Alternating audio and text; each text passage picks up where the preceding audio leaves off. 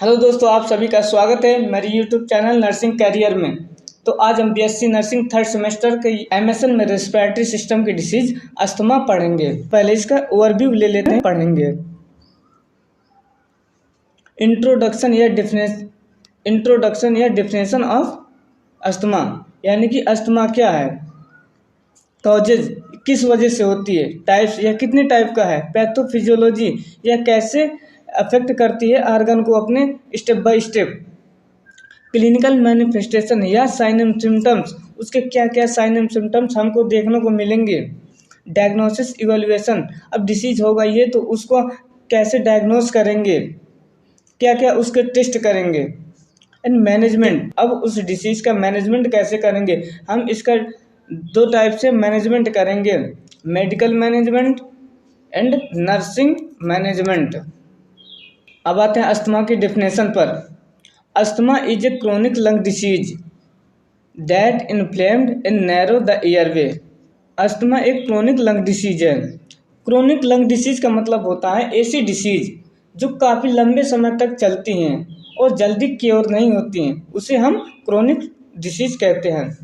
And inflame and narrow the airway, इसमें respiratory tract का जो एयरवे होता है उसमें इन्फ्लेमेशन हो जाता है और वह नैरो हो जाता है। Asthma is a reversible obstructive airway disease. Reversible disease का मतलब ये होता है कि ऐसे डिसीज जो एक बार हो जाती है उसका जब तक ट्रीटमेंट चलता रहेगा तब तक तो वो क्योर रहेगी, जब कुछ समय के लिए उसका ट्रीटमेंट छोड़ दिया जाए तो फिर से वो डिसीज होने लगती है, उसे रिवर्सिबल डिसीज कहते हैं। Obstruction airway disease means airway में ऑब्स्ट्रक्शन होने लगती है, रुकावटें होने लगती हैं। Bronchi response in hyper activity to certain stimuli cause narrowing, means जो ब्रोंकाई होता है वो हाइपर एक्टिविटी रिस्पॉन्स करने लगती है और जिसका रिजल्ट होता है ब्रोंकाई ल्यूमन, जिससे कि ब्रोंकाई का ल्यूमन नैरो होने लगता है। और उसके कैरेक्टरिस्टिक देखने को मिलते हैं डिफिकल्टी इन ब्रीदिंग। हम अब स्ट्रक्चर में देख सकते हैं, इसमें दर्शाया गया है कि एक नॉर्मल एयरवे कैसा होता है, एक अस्थमैटिक एयरवे कैसा होता है। ये नॉर्मल एयरवे है। अस्थमैटिक एयरवे, ये अस्थमैटिक एयरवे ड्यूरिंग अटैक, जब किसी पेशेंट को एयरवे का अटैक आता है तो कुछ इस टाइप का उसकी ब्रोंकाई दिखने लगती है। नॉर्मल एयरवे में क्या है कि जो ल्यूमन का साइज है वो बहुत बड़ा है, ओपन है, एयरवे की मसल्स एकदम रिलैक्स है। अस्थमैटिक एयरवे में क्या देखेंगे, ल्यूमन का साइज छोटा होने लगता है, नैरोइंग होने लगता है और मसल्स में इन्फ्लेमेशन की वजह से स्वेलिंग होने लगती है, तो एयरवे भी छोटा हो जाता है। अस्थमैटिक एयरवे में हम देखेंगे कि जो ल्यूमन का साइज बहुत छोटा हो गया, बहुत छोटा, और जो मसल्स है, एयरवे की मसल्स हैं, ये कॉन्ट्रैक्ट हो गई हैं। कॉन्ट्रैक्ट हो गए किसकी वजह से, इन्फ्लेमेशन की वजह से। इन्फ्लेमेशन के लोग कॉन्ट्रैक्ट हो गए जिससे एयरवे यानी कि ल्यूमन बहुत छोटा हो गया और इसकी मसल्स टाइट होने लगती हैं, टाइटनेस होने लगती हैं। आई होप समझ में आ गया होगा। अब देखेंगे causes of asthma, means asthma किस किस की वजह से हो सकता है। पहला, एयर पॉल्यूशन। जिस एरिया पर एयर पॉल्यूशन होगा उस एरिया पर पेशेंट ज़्यादा मिलेंगे अस्थमा से। डस्ट, बहुत सारा डस्ट पार्टिकल्स हैं तो उसकी वजह से भी अस्थमा देखने को मिल सकता है। एलर्जन, बहुत से इन्वायरमेंट में एलर्जन प्रेजेंट होते हैं जो कि एलर्जिक क्रिएट करते हैं, इसकी वजह से एलर्जिक अस्थमा होता है। इन्वायरमेंटल चेंजेस, इन्वायरमेंट में चेंज होते रहते हैं, इसकी वजह से भी अस्थमा होने के चांस रहते हैं। वेदर या टेम्परेचर, कभी टेम्परेचर हाई हो जाता है, कभी लो हो जाता है, बैलेंस टेम्परेचर की वजह से भी अस्थमा हो सकता है। केमिकल इरिटेंट, कुछ ऐसे सब्सटेंस होते हैं जो कि अस्थमा को इफेक्ट करते हैं, जैसे फॉग हो गया, बॉडी स्प्रे हो गया, इसकी वजह से अस्थमा कॉज होता है। सर्टेन मेडिकेशन लाइक नसेट, कुछ ऐसी मेडिसिन होती है जिनको इनटेक करने से भी अस्थमा होने के चांसेस रहते हैं, जैसे कि नसेट्स एंड जेनेटिक्स। किसी पेशेंट के पेरेंट्स को अस्थमा है तो उसको चांसेस रहते हैं अस्थमा के। Occupational stimuli, occupational means job, जहाँ पर आप जॉब करते हैं, यानी कि केमिकल इंडस्ट्रियल एरिया में आप जॉब करते हैं तो उसकी वजह से भी अस्थमा होने के चांसेस रहते हैं। टाइप ऑफ अस्थमा, वैसे तो बहुत टाइप के अस्थमा हैं, बट हम यहाँ पर 5 टाइप ही डिस्क्राइब किए हैं अस्थमा के। एक्सटेंसिव अस्थमा, एक्सटेंसिव मीन्स होता है एक्सटर्नल फैक्टर, ऐसे अस्थमा जो कि हमारे एक्सटर्नल फैक्टर की वजह से अस्थमा कॉज होता है, जैसे कि dust and pollens. Intrinsic asthma, ऐसी अस्थमा जो कि इंटरनल फैक्टर ही कॉज करते हैं उसको, जैसे कि स्ट्रेस, यदि कोई पर्सन ज़्यादा स्ट्रेस लेता है और उसका इंटरनल कोई इन्फेक्शन है, उसकी वजह से इंट्रिंसिक अस्थमा हो सकता है। एक्सरसाइज इंड्यूस अस्थमा मीन्स जो पर्सन बहुत ज़्यादा एक्सरसाइज करता है, लाइक रनिंग, स्विमिंग, तो उसको भी अस्थमा होने के चांसेस बने रहते हैं। नेक्टुरनल अस्थमा, नेक्टुरल मीन्स नाइट्स से रिलेट करता है। ऐसे अस्थमा जिसके साइन एंड सिम्टम्स दिन में तो कम देखने को मिलते हैं, बट नाइट में सीवियरिटी होने लगती है।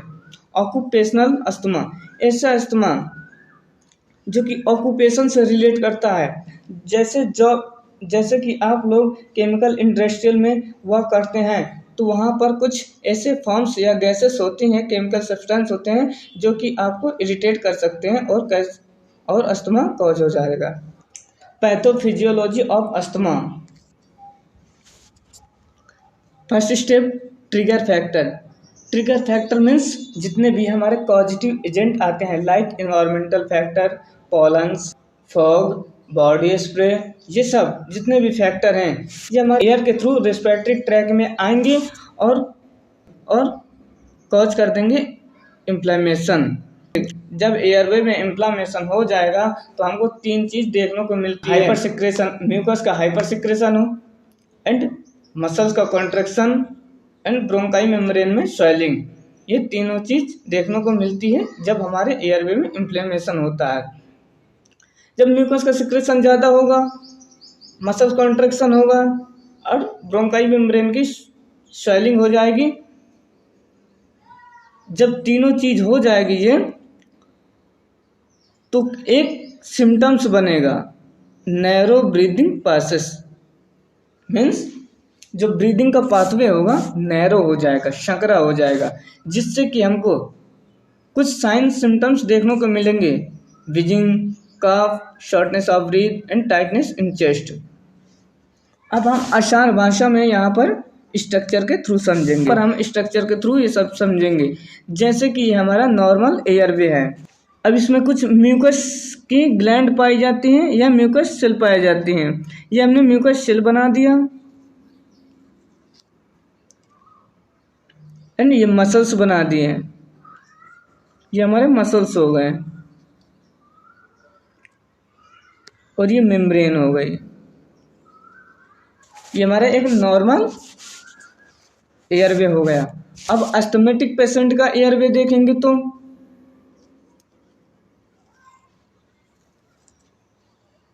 ये हम अस्थमेटिक पेशेंट का ये एयरवे हो गया। अब इसमें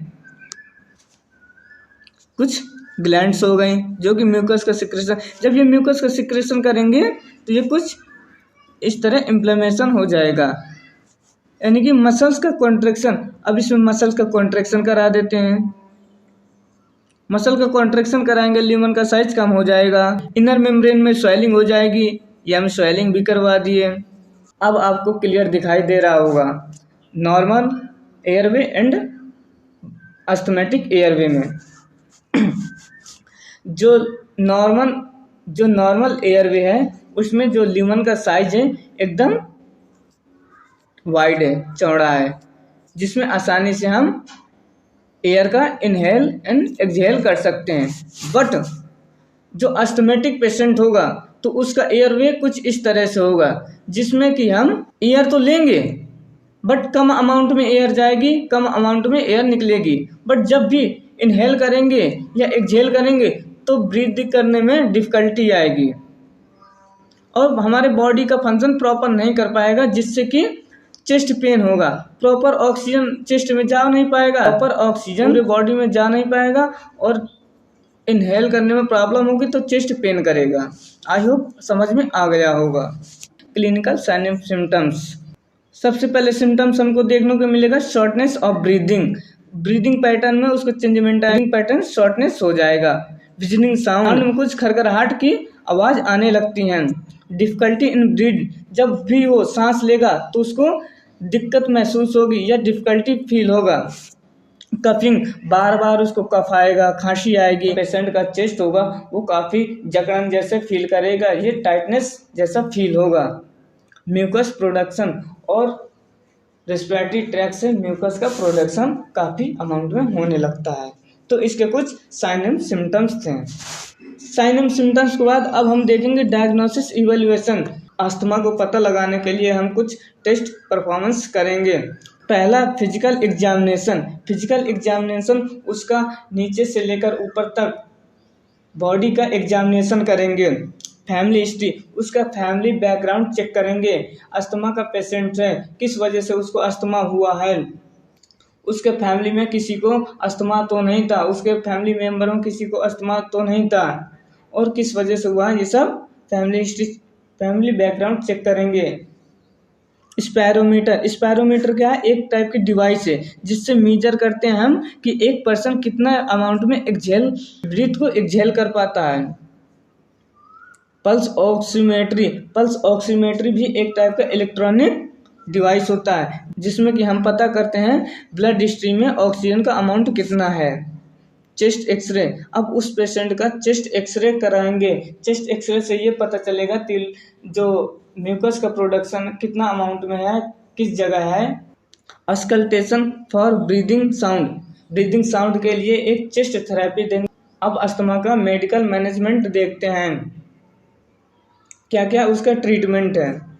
ब्रोंकोडायलेटर या बीटा एगोनिस्ट, एक्शन क्या है, they cause widening of airway by relaxation bronchial smooth muscles by stimulating beta receptor, by the stimulation of beta receptor को, जब यह बीटा रिसेप्टर को स्टिमुलेट करती है तो एयरवे वाइड हो जाता है और स्मूथ मसल्स रिलैक्स हो जाती हैं।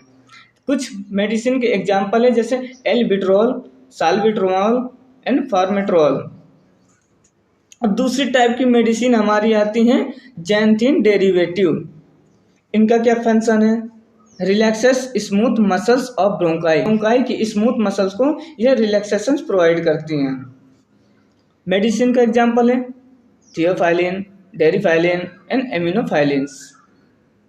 थर्ड मेडिसिन हमारी आती है anticholinergic. These are include relaxation of smooth muscles and decrease secretion of mucus. ये ऐसी मेडिसिन होती हैं जो कि स्मूथ मसल को रिलैक्सेशन प्रोवाइड करती हैं और म्यूकस के सिक्रेशन को डिक्रीज करती हैं या कम कर देती हैं। एग्जाम्पल देखेंगे आइप्राट्रोपियम, एट्रोपिन सल्फेट नेबुलाइजर। अब फोर्थ टाइप की हमारी मेडिसिन आती है कॉर्टिकोस्टेरॉइड। कॉर्टिकोस्टेरॉइड क्या होता है, एंटी इन्फ्लेमेटरी या एंटी एलर्जिक ड्रग्स होती हैं। ये इन्फ्लामेशन को रिड्यूस करती है और एंटी एलर्जिक को कम करती हैं या रिड्यूस करती हैं। Example prednisolone, methyl prednisolone and betamethasone. Fifth type की हमारी आती है ल्यूकोट्राइन रिसेप्टर एंटागोनिस्ट। इनका क्या काम होता है, they prevent the action of leukotriene blocking their receptor on cell membrane. Brain के ऊपर एक रिसेप्टर पाया जाता है जिसे ल्यूकोट्राइन ब्लॉकिंग रिसेप्टर कहते हैं। ये ड्रग्स उनको प्रिवेंट करने के लिए दिया जाता है जिससे कि वहाँ का इन्फ्लेमेशन रिड्यूस हो जाए। कुछ एग्जाम्पल है मेडिसिन के मोन्टेलुकोस्ट एंड जेफिरलुकोस्ट। अब नर्सिंग मैनेजमेंट में क्या क्या करेंगे, मॉनिटर रेस्पिरेटरी स्टेटस, पेशेंट का मॉनिटर करेंगे रेस्पिरेटरी स्टेटस कैसा है। Give a comfortable position that's allow the patient to breathe, patient को हम कंफर्टेबल पोजीशन देंगे और उसको ब्रीदिंग, डीप ब्रीदिंग करने के लिए बोलेंगे। Create a comfortable environment, patient के जो आसपास का इन्वायरमेंट होगा उसको कंफर्ट फील कराने के लिए कंफर्टेबल इन्वायरमेंट देंगे। गिव्स फाउलर पोजीशन और पेशेंट को फाउलर पोजीशन देंगे। फाउलर पोजीशन में क्या होता है कि पेशेंट एक अच्छे तरीके से डीप ब्रीथ कर सकता है। Perform oral hygiene means patient को बोलेंगे कि ओरल हाइजीन का मेंटेन करके रखें। Monitor blood gas analysis to assess respiratory status, patient का ब्लड गैस एनालिसिस को असेस करेंगे और रेस्पिरेटरी स्टेटस को भी असेस करेंगे। Record intake and output of fluid, patient के फ्लूइड का इनटेक एंड आउटपुट रिकॉर्ड करेंगे। और नर्स के कुछ और रिस्पॉन्सिबिलिटी होती है, वाइटल साइन चेक करेंगे, ऑक्सीजन थेरेपी प्रोवाइड करेंगे एंड कंफर्टेबल पोजीशन देंगे एंड साइकोलॉजिकल सपोर्ट करेंगे। ये भी इंक्लूड कर लेना नर्सिंग मैनेजमेंट में। अगले वीडियो के लिए मेरे चैनल को सब्सक्राइब कर लें।